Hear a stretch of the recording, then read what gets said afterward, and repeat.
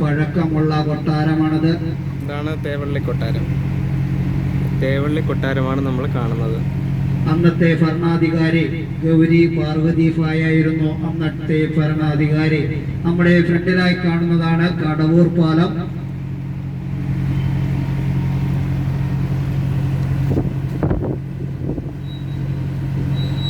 നമ്മുടെ ബോട്ടിന്റെ ഫ്രണ്ടിലായി കാണുന്നതാണ് കടവൂർ പാലം അല്ലെങ്കിൽ തേവള്ളി പാലം. കൊല്ലം കടവൂർ ഭാഗങ്ങൾ ബന്ധിപ്പിക്കുന്ന പാലമാണ്. കൊല്ലത്ത് നിന്നും ബൈപ്പാസ് പെരുമൺ. പ്രിയമുള്ളവരെ, നമ്മുടെ ഇടത് സൈഡിലായി മുകളിലായി കാണുന്നതാണ് മിൽമ ഡയറി. കൊല്ലം ജില്ലയുടെ മിൽമ ഡയറി നമ്മുടെ ബോട്ടിന്റെ ഇടതുവശത്തായി ഫ്രണ്ടിൽ മുകളിലായി കാണുന്ന ഒരു ബോർഡ്, അതാണ് കൊല്ലം മിൽമ ഡയറി.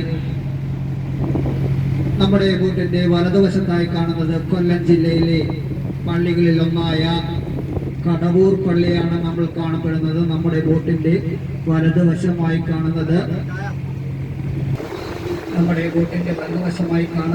കടവൂർ പള്ളി. നമ്മുടെ ബോട്ടിന്റെ വലതുവശമായി കാണുന്നതാണ് രവിപ്പുള്ളിയുടെ റാബീസ് ഹോട്ടൽ ആണ് നമ്മുടെ ബോട്ടിന്റെ വലതുവശത്തായി കാണപ്പെടുന്നത്. റാബീസ് ഹോട്ടലാണ്.